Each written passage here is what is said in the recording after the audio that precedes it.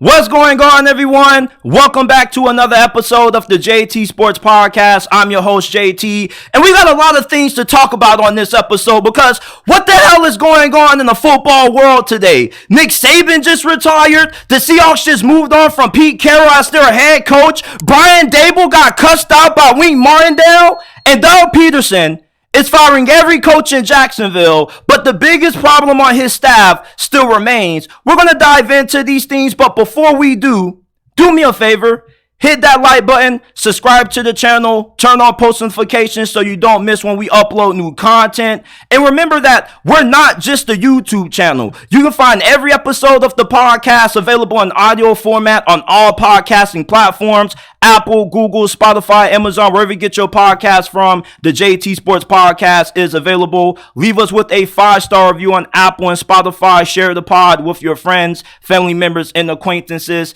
if you enjoy. College football would not be the same anymore because Nick Saban just retired. After 17 seasons and 6 national championships at Alabama, Nick Saban is finally hanging it up. And I'm really surprised about this. And when I was texting with a couple of my friends about this news, they were saying, JT, why are you so surprised about this? The dude is 72 years old. You knew he had to retire eventually. And I get that. But this is one of those things that is hard to see coming until it actually happens. And then when it actually happens, you have a hard time believing it because there's been so much speculation about when Nick Saban was going to retire. So to see him finally hanging it up has really caught me by surprise. And, you know, when you think of Nick Saban, you think of not just the greatest coach in college football history, but one of the greatest coaches in the history of sports. Like, it doesn't get any better than Nick Saban. If we had a Mount Rushmore of great coaches in sports history, Nick Saban definitely would have his name engraved in that thing, man. And I still am lost for words at this news, man. And now for Alabama, what's next? Because what makes this thing even more crazier is that their top candidate to replace Nick Saban is Dan Lanning at Oregon. And it's ironic because not too long ago, Dan Lanning said that he doesn't plan on going anywhere from Oregon. He plans on staying at Eugene and building that program up to eventually win a championship. But now we're going to see if he's going to hold true to his word, because there's a difference when you got other schools calling versus Alabama calling. Alabama still is in very great shape. Of course, you're going to have a big wave of decommitments due to Nick Saban retiring. But if you can get Dan Lanning, I'm pretty sure your recruiting class won't be too bad. And plus, the guys who committed to Oregon for Dan Lanning are probably going to just flip their commitments to Alabama to play for him, or they could just transfer to go play for him. Whichever happens, Dan Lanning will be a fantastic hire for Alabama football. And if you can't get Dan Lanning, obviously you're going to give DaBoll Sweeney a call or Lane Kiffin a call. Like, this is Alabama football. Who wouldn't want to coach this job? Alabama is going to end up with a great head coach. Any way you slice it. Hell, they probably could go after Mike Vrabel. There's plenty of Ohio State fans who want Mike Vrabel to replace Ryan Day up there. So I don't see why Alabama wouldn't try to get him a call if they can't get anybody else. But I definitely expect for one of the big name coaches in college football to end up taking this job. But let's get back to Nick Saban, bro, because I don't know about you, but I really can't believe this dude is finally retiring. I thought that Nick Saban was going to die in a coffin coaching Alabama football. I never thought this day would actually come when I would get news out of nowhere on my cell phone. Breaking news, Nick Saban has retired. Like, what? This is crazy, man. And think about how this retirement impacts the rest of the SEC. Now, the door is finally open for LSU or Ole Miss to potentially get into the conference championship game now. What about Georgia? Are they now going to have a chokehold on this conference for the foreseeable future? I mean, it's only fitting that Nick Saban had to retire, giving Kirby Smart one more ass kicking on his way out the door. And now that he's retired, I feel really sad that he didn't go out on top. Like, he really went out losing to Michigan, which I'm not trying to sound ignorant when I say that, but it's like, when you have a coach this great, he deserves a storybook ending. He deserves to go out riding into the sunset. Now, of course, him not winning the national championship this year, making it to the college football playoffs, and what many people, myself included, to be his best coaching job ever, is still a very fitting ending. But it's just, you would like to see a coach like Nick Saban go out into the sunset, hoisting up that national championship trophy. And it's just weird now that we're going to watch Alabama football next season without seeing Nick Saban on the sideline with his headset on, bro. It's crazy. Can y'all believe that Nick Saban has finally retired? Like, so many years on top of years, people have been making up speculation and rumors saying Nick Saban is going to retire after this season, and then the end of the season rolls around and you never hear any news about him retiring. Like, this came out of nowhere. I was not expecting for Nick Saban to retire this offseason. I wasn't. I thought that we were at least going to get 3 to 4 more years of seeing Nick Saban on the sideline for the Crimson Tide. But this is a really sad day, not just for Alabama fans, but for all of college football. Rather, if you're a fan of LSU or Auburn, or if you're a fan of Ohio State or Western Michigan, everybody has to be feeling some kind of way about Nick Saban finally hanging it up. Like, it's going to be so different in college football with Nick Saban not being around. Like, some people say that the NIL and the transfer portal will get in too much for him. I don't believe that. I believe that Nick Saban retired because he felt like it was now the right opportunity for him to. This program is in great shape. Before he got there, like, Alabama was a complete dumpster fire. Yeah, they had success in the past, but Nick Saban comes around after not working out with the Miami Dolphins. It makes this one of the greatest dynasties in sports history, not just in college football, but in the history of sports. When you think about Alabama football under Nick Saban, it's comparable to the Michael Jordan Chicago Bulls dynasty, the Golden State Warriors dynasty, the Spurs dynasty, the New England Patriots dynasty with Belichick and Brady. Like, Nick Saban's run at Bama, I don't think we're ever going to see it replicated. Maybe Kirby Smart could have similar success at Georgia, but it's hard to win 6 national championships in today's age of college football. Nick Saban was a trailblazer. I love Nick Saban. All right, I'm not a Bama fan, but I've always been a huge fan of Nick Saban and what he stands for. Not quick to kick players off the team off of one mistake, giving players second opportunities to prove themselves, also helping players become better men, not just better football players, but better men off the field. Everything that you want in a head coach, Nick Saban had. And he was the embodiment of what it means to be a great leader. He wasn't just a great football coach. This dude was a great leader. And it's just so sad to finally have to accept the reality that he's no longer going to be coaching college football anymore. Like, college football in 2024 is going to be so different. We got all these teams in different conferences now due to conference realignment. We got the 12-team college football playoffs. The SEC is going to be on ESPN and ABC now, no longer on CBS.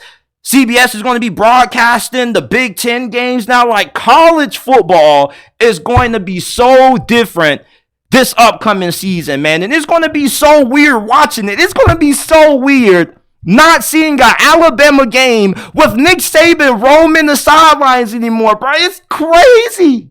Like, Nick Saban has finally retired, y'all. Can y'all believe this? Like, Nick Saban has hung it up. I cannot believe Nick Saban has finally called it quits after a great career. Hell, I can't even call it a great career. Like, a great career is an understatement. Like, this dude had an incredible career. It doesn't get any better. Not just that he won 6 national titles at Bama, but he also won a national championship when he was coaching at LSU. This dude has been a winner everywhere he's been in college football. And I would at least love to see him take one more stab at the NFL. At least 1 or 2 years in the NFL of Nick Saban, and my whole entire life would be complete as a football fan. That's the only thing that I haven't been alive to witness, Nick Saban coaching in the NFL. And I really believe that if the Dolphins did what Nick Saban asked and got Drew Brees, he possibly could have won a Super Bowl. I mean, with the level of success that he's had everywhere he's been outside of Miami, you would think that if they would have did what he wanted and got Drew Brees, that he would have been able to lead them to a Super Bowl. I don't know, but Nick Saban is finally done coaching at Alabama. Let me know your thoughts down in the comment section below. What were your reactions when you first saw the news that Nick Saban was retiring? Because I have to go and look at multiple sources to confirm this, because you know how it is when you're on Twitter. It's a lot of fake news, a lot of misinformation, a lot of clickbait. But to finally have to come to grips with Nick Saban retiring, no longer coaching at Bama, is so crazy to me. So crazy. It's like, I really don't want to believe it. I'm really hoping that this thing is not true. It's not a joke, but unfortunately it is. Let me know your best Nick Saban moment in the comment section. I'm eager to hear. The Seattle Seahawks have moved on from Pete Carroll as their head coach. He's expected to take a front office role as an advisor. And I'm going to be honest with you. This move didn't surprise me as much as Nick Saban retiring did. Because when you look at how the last 3 seasons in Seattle have gone for Pete Carroll, it was only a matter of time before they gave this dude his walk-in papers. This past season, you start out 5-2, and then you finish the season 9-8, and you missed the playoffs. And the similar thing happened last year in 2022. The only difference is that you start out 6-3. You look like one of the best teams in the NFC. And then your season just completely goes off the rail. But you were able to backdoor your way into the postseason. And then in 2021, Russell Wilson's final year in Seattle, you go 7-10. Now that mainly was due to the fact that Russ got injured. But Pete Carroll hasn't had a great defense since the Legion of Boom. And ever since the Legion of Boom got disbanded or dismembered, Seattle hasn't been able to come close to putting at least a serviceable defense on the field. And it was obviously clear watching Seattle play this season that Pete Carroll lost a lot of his flavor. He was outdated. This defense that he runs is outdated. And just when you look at his in-game decision-making, it was really questionable at times. For the non-Seattle fans out there, seeing the news that Seattle moved on from Pete was really surprising to a lot of people, but it wasn't for me. And I'm not even a Seahawks fan. Like, I watched a good amount of Seahawks games this year, and just looking at how this team has looked late in games, especially games that ended up resulting in one possession wins or losses, a lot of those losses have occurred because Pete Carroll mismanaged the game. You know, his use of timeouts has been really questionable. Some of the challenges have been kind of head-scratching. And Seattle has a really great roster. I thought coming into this season that Seattle was going to be good enough to compete for a Super Bowl. You look at how well they've drafted Charles Cross, Devon Witherspoon, Boye Mafe. There are so many studs on Seattle's roster. Kenneth Walker, JSN, DK Metcalf. The list goes on and on. And if they could just get a better head coach with a better quarterback, there's no reason why this franchise shouldn't find themselves in the thick of the Super Bowl conversation in the 2024 NFL season. They are a head coach and a great quarterback away from being able to win it all. But Pete Carroll obviously was holding this team back. And it's always tough to move on from a guy like Pete Carroll, because this dude is a legend. He is a Hall of Famer. He won a Super Bowl. Hell, he would have had 2 Super Bowls if he would have gave the ball to Marshawn Lynch on a 1-yard line. I would never get over that. I never will. I don't know about you Seahawks fans, but I would never get over Pete Carroll throwing the football on the 1-yard line when you got beast mode in the backfield And it gets picked off by Malcolm Butler. I would never get over that. I thought that Seattle should have fired his ass then.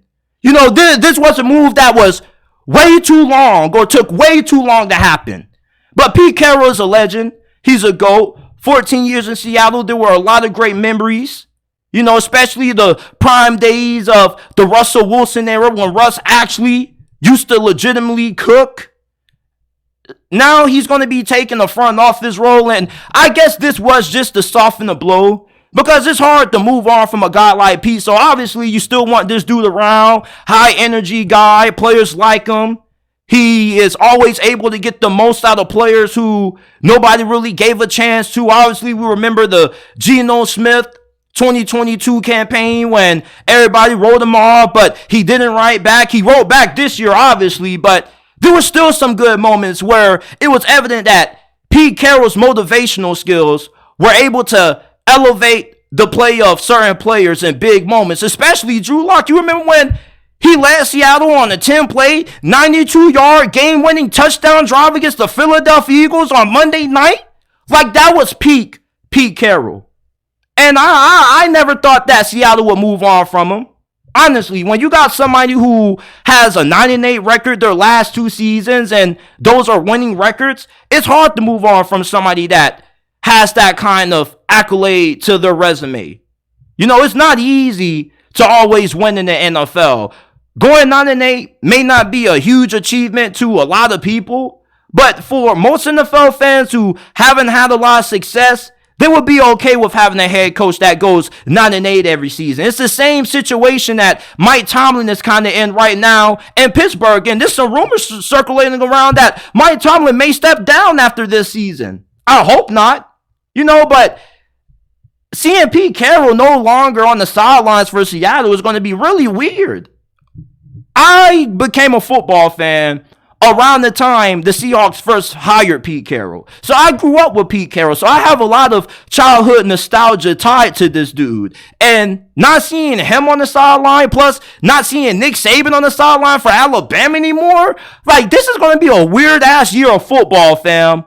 Honestly, like, this thing is going to look so different, not just in the NFL, but in the football world in general, because 2 of the longest tenured coaches for the respective organizations, Nick Saban with Bama, Pete Carroll with Seattle, are no longer going to be coaching for the respective organizations anymore. Like, it's going to be weird as hell not seeing Pete Carroll's energetic ass on the sideline, running up and down with the players pregame. You know, it's just going to be really weird not seeing Pete Carroll be the head coach of Seattle anymore. And he wasn't a bad coach.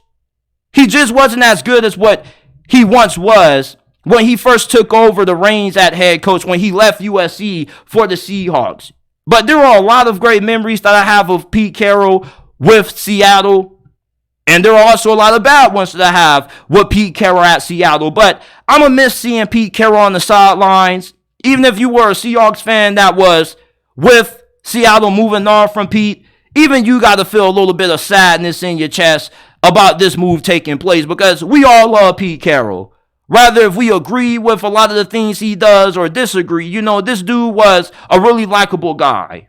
And this news still was a little bit shocking. It just was like the Nick Saban news coming out when he retired. I had the same reaction to that news that I had to this one. It's like, you just knew that this move was coming. You never saw the Nick Saban one coming. The Nick Saban retirement news just kind of like blindsided me. It's like somebody just gave me a knockout blow out of nowhere to the temple.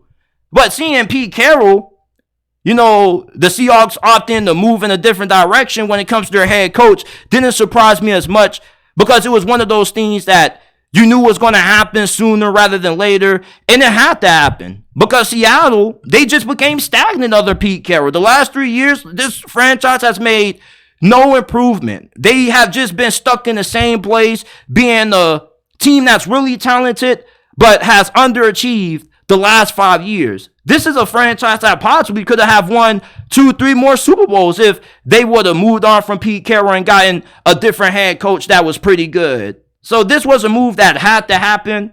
It's sad that it has happened, and it's unbelievable that it really has happened. And just watching the Seahawks game next season without seeing Pete Carroll on the sideline is going to hit different. it has been reported for the majority of this past season that Wink Martindale and Brian DaBoll, they had some serious beef going on in the sideline. Brian DaBoll has upset a lot of coaches on his coaching staff. Even his offensive coordinator, Mike Kafka, isn't really that happy with him.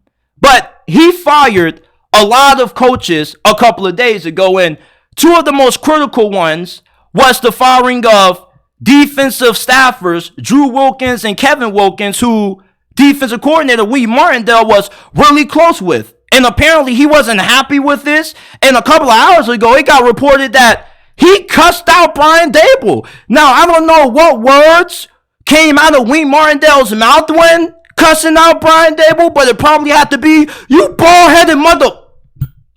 Oh, I hate your... I don't want to speculate what Wink Martindale called Brian DaBoll, but we only can assume that it wasn't anything nice. It wasn't anything pleasant. And right after, it came out that he announced his resignation. Now, I would love to see Wink Martindale become the defensive coordinator of the Philadelphia Eagles, because Lord knows they need one. And Wink Martindale will be a perfect replacement. But are the New York Giants going to allow that to happen? I doubt it. So I'm really interested in seeing how this thing is going to transpire. Are they really going to allow Wink Martindale to walk away? Especially when he still has $3 million on the table? Are they going to fire this dude? Because I would strongly doubt they would want to see this dude coaching against them on the other sideline for the Philadelphia Eagles, or hell, even the Dallas Cowboys if they lose Dan Quinn and he becomes the head coach. So Brian DaBoll getting cussed out by Wink Martindale is definitely not a huge shocker to me. I was listening to an episode of John Middlecoff's podcast a couple of weeks ago, and he said that he talked to some people, and the tensions that Brian DaBoll and Wink Martindale had were pretty legitimate. And with what just transpired, of course you have to look back at those reports and look at them as truth serum now with everything that has happened. Brian DaBoll, he is an emotional guy, highly charismatic, and he can get really upset during the games. There's been a couple of games I've watched this year of the Giants where Brian DaBoll, his face has looked as red as a stop sign at the end of the street.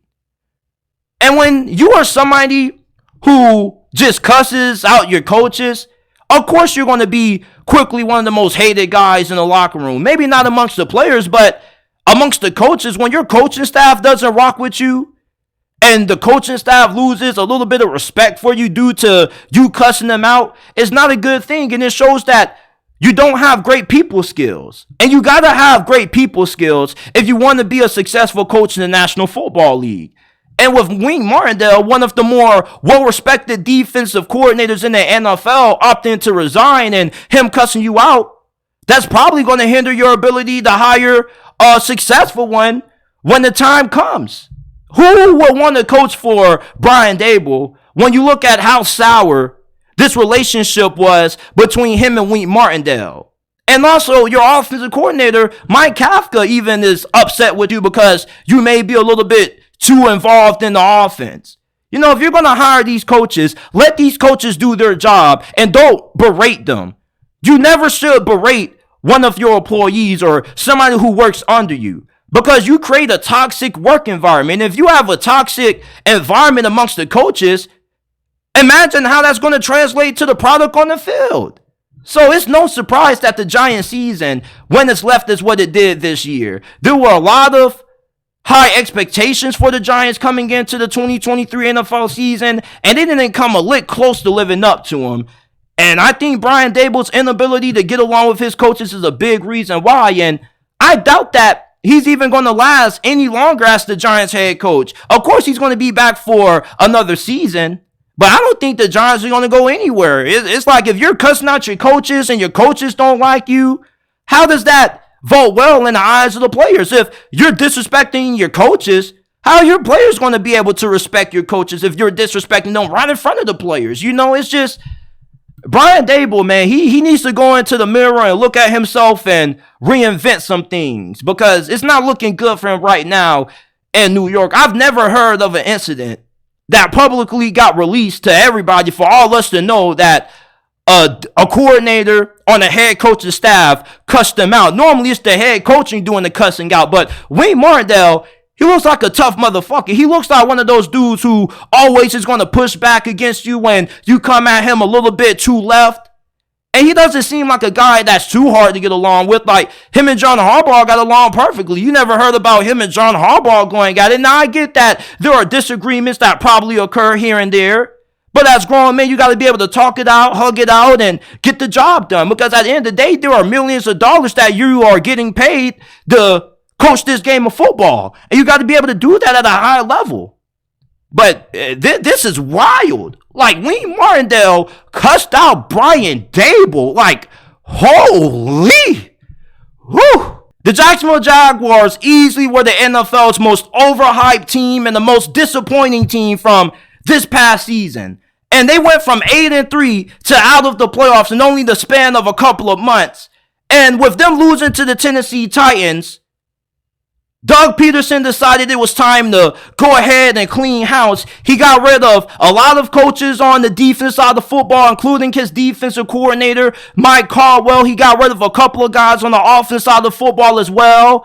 But the biggest problem I noticed with Jacksonville this year was the play calling wasn't that good. And who is the offensive coordinator? Press Taylor. Did he get fired? Absolutely not. He didn't get fired. Then Doug Peterson actually came to his defense and defended Press Taylor's play calling and said that he did a pretty good job this season. I don't know if Doug Peterson sees the same thing that we saw this year, but Press Taylor didn't do a good job. As a matter of fact, he did an awful job. Anytime you have a quarterback like Trevor Lawrence have this kind of regression as he did this season, it's an indictment on your coaching staff. And it is a huge indictment on the dude calling the plays because he is solely responsible for making sure that Trevor Lawrence is being put in a position to succeed. With him to have this big of a regression and what most people expected him to have an MVP season and play at a top 5 level is really concerning. And if I'm not mistaken, Press Taylor was also on Doug Peterson's staff with the Philadelphia Eagles, and he didn't want to fire him then, and ultimately let him get in the boot out of Philly. And now he's repeating the same mistake twice. My mama always told me that, JT, one thing you should never do in life is repeat your same mistakes that got you put in bad situations. Doug Peterson, he obviously doesn't care because he still feels like Press Taylor is the right dude to be calling the plays for this offense, and he's going to be able to get the most out of Trevor Lawrence. But I don't know, bro. This looks like a really bad decision. And there was a head coach who got fired by Doug Peterson who came out anonymously and said that, yeah, they got rid of the solutions and they kept the problem. Now, I don't think any of those guys were the solutions, especially the dude who was the defensive coordinator, Mike Caldwell. That defense was terrible. And I felt like Jacksonville should have moved on from Mike Caldwell at the end of last season. Despite the fact that they were able to make it to the playoffs, their defense was only good when it came to forcing takeaways. And forcing turnovers isn't a consistent way of being able to win football games on a week-to-week basis. Because turnovers are one of those things that you can't always control. Especially when you're going up against a quarterback that doesn't turn the football over at all. So I'm really confused at Doug Peterson's thought process with not thinking that Press Taylor is not the problem and he's part of the solution, because it doesn't look like it. And he's not the only person who is part of the problem who's still with this organization. Trent Baalke, the Jaguars general manager, he's been the GM of Jacksonville for a while, and his draft picks have not worked out. Like, outside of hitting on Trevor Lawrence to a certain extent, getting Travis Etienne, how many other draft picks by Trent Baalke have actually worked out? Caleb Von Chasen is a bust. He's still with the team. Like, it makes no sense. Trayvon Walker is starting to come on, but he still isn't better than Aiden Hutchinson. And when you take somebody number 1 overall, you're expecting instant impact. You should be getting a generational pass rusher. You should be getting a Myles Garrett or a TJ Watt or a Michael Parsons. And I don't see it in Trayvon Walker. Jaguar fans tried to sell me on the idea of picking him when I was strongly against it, saying that he can do so many things. He has so much potential because of the upside. But if I'm looking at a pass rusher and I'm investing a number 1 pick in him, I'm not drafting somebody solely based on potential. I want to draft somebody based on how productive can they be year one for me? I never understood that. The only position that potential really matters is quarterback. That's about it. Everywhere else, I could give a damn about potential. I choose production over everything. I want the dude who can come in and produce at a high level from day one. I don't want a dude who I have to wait 2, 3, maybe 4 years down the line to finally start producing at an elite level. I never really understood that thought processing from general managers who make these decisions, but maybe that's why I'm not a general manager right now. But Doug Peterson, it looks like he's repeating his same mistakes that got him the pink slip in Philadelphia and Jacksonville, and he's a pretty good coach. Hell, one of my friends thinks that he's better than Kyle Shanahan. As idiotic as it sounds, the dude does have a Super Bowl, and Jacksonville has had a winning record the last 2 seasons since he replaced Urban Meyer. But you're starting to realize that the Jaguars are in a really concerning place. This went from a team that had one of the brightest futures in the NFL to one of the most murkiest futures. When you look at the arrival of DeMeco Ryans and CJ Stroud in Houston, they're going to be here to stay. Shane Steichen looks to be a really good coach. And with the way Anthony Richardson was balling before he got injured, God knows how good he's going to be next season under Shane Steichen's system going into year 2. And then the Tennessee Titans, I don't know about them. They fired Mike Vrabel. That move probably is going to bite him in the ass. But Doug Peterson, keeping Press Taylor, I don't understand the decision. If you're just going to clean house, just go ahead and clean house. It's like clean the bathroom, but you only clean the toilet and the sink, and you forget to clean the bathtub. You feel me? If you're going to do house cleaning, clean the whole house. Get a completely new coaching staff. Get a completely new offensive coordinator. I get when you mess with the offensive coordinator this young into a guy like Trevor Lawrence's career, it definitely can have a negative impact on him. But when you got somebody that has contributed to his regression, you're better off just clearing bait with him and bringing in somebody else. Prime example, Mike Tomlin's decision to not fire Matt Canada. He should have fired Matt Canada at the end of last season, but he was so worried about Kenny Pickett having to get a new OC that it costed him this season. And he was lucky enough that the Steelers were able to find a way to get into the playoffs thanks to Jacksonville losing to Tennessee. And I'm a Steelers fan. I'm very happy about it. Thank you very much. But even if you don't want to ruin your young quarterback's development, you still can ruin their development by keeping a bad offensive coordinator. And Press Taylor isn't a good play caller. Hell, I didn't even know that Press Taylor was calling the plays until the final weeks of this season. I thought that Doug Peterson was in charge of the play calling. Maybe he should take it back over. Maybe the offense will look better with Doug Peterson calling plays again versus Press Taylor. And I don't know why this dude has such a commitment to Press Taylor. I get they're best friends and whatnot, but this is one of those instances of, you know how the old saying used to go, you never should mix friends with business? This is why. Because when you mix friends with business, you have to have tough conversations that you may not be willing to have, and it costs you not just the opportunity to win games and underachieve, but it also costs you your job. And Doug Peterson is really willing to stick his neck out on the line that he's going to allow Press Taylor to allow him to get fired from his second head coaching job. And once you get fired twice, you're going to have a hard time getting a third opportunity to become a head coach again with the way that the National Football League is. But give your comments down below how you feel about Press Taylor remaining on Doug Peterson's staff in Jacksonville. Do you think that he's part of the problem or he's still part of the solution? I appreciate you guys for tuning in to this episode of the JT Sports Podcast. If you enjoyed, leave a like, subscribe to the channel. Check out the JT Sports Podcast on Apple, Google, Spotify, Amazon, wherever you get your podcast from. And I will see you guys shortly with another episode.